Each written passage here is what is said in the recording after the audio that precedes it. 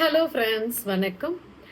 மன அழுத்தத்துக்கும் ஹார்ட் அட்டாக்குக்கும் ஏதாவது சம்பந்தம் இருக்கா அப்படின்னு மட்டும் கேட்டுறாதீங்க. நிறைய சம்பந்தம் இருக்கு. ரீசெண்டா கூட ஒரு பிரபலத்துடைய மகன் இறந்து போயிருக்காரு பிகாஸ் ஆஃப் ஹார்ட் அட்டாக். ஆனாலும் அவருக்குமே மிக நாட்களாக மன அழுத்தம் இருந்திருக்கு.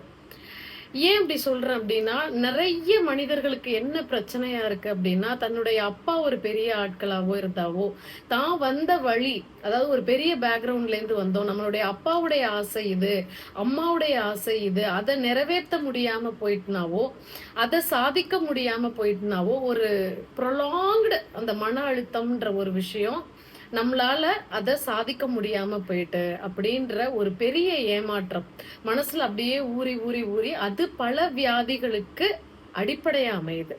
அதுதான் சைக்கோசோமேட்டிக் இல்னஸ் அப்படின்னு சொல்றோம். உங்களுக்கு வரக்கூடிய அந்த பிளட் பிரஷரா இருக்கட்டும், டயபெட்டிக்கா இருக்கட்டும், இது எல்லாத்துக்குமே பேஸ் காரணம் என்ன அப்படின்னு பாத்தீங்கன்னா, உங்களுடைய மன ஆரோக்கியம் சரியில்லை அப்படின்ற அந்த ஆரம்ப புள்ளியில தான் உங்களுடைய ஒவ்வொரு ஆர்கன்ஸுமே பாதிக்குது அப்படின்னு சொல்றாங்க. ஸோ அப்ப நம்ம இதை தான் பார்த்து சாப்பிடணும், அதை தான் பார்த்து சாப்பிடணும்ன்றதை விட உங்க மனநலத்தை மன அழுத்தம் இல்லாம வச்சுக்கணும்.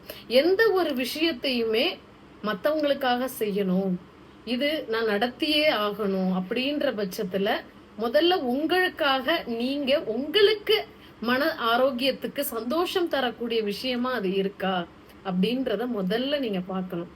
உங்களுக்கு சந்தோஷம் கொடுக்க வேண்டிய விஷயமா, மன அமைதி கொடுக்க வேண்டிய விஷயமாக அது இல்ல. ஒரு விஷயத்துல ரொம்ப ஆழ்ந்து போய் மன அழுத்தத்துக்கு ஆளாகிறீங்க அப்படின்னாலே அத ஒரு நிமிடம் நீங்க உட்கார்ந்து யோசிக்க கூடிய விஷயம். உங்களுடைய உடல் ஆரோக்கியத்தை அங்கிருந்து தான் நீங்க இழக்கிறீங்கன்ற அந்த ஒரு அறிவுபூர்வமான விஷயத்த புரிஞ்சுக்கிட்டாலே போதும். நீங்க ஹெல்த்துக்காக பயப்பட வேண்டிய விஷயம் அப்படின்னா உங்களுடைய மனநல ஆரோக்கியம் தான் சொல்லுவேன். ஸோ அதை நல்லா வச்சுக்கிட்டீங்க அப்படின்னாலே வேற எந்த விதமான பிரச்சனைகளுக்கும் வராமல் இருக்கிறத நீங்க ப்ரிவென்ட் பண்ணலாம். நன்றி.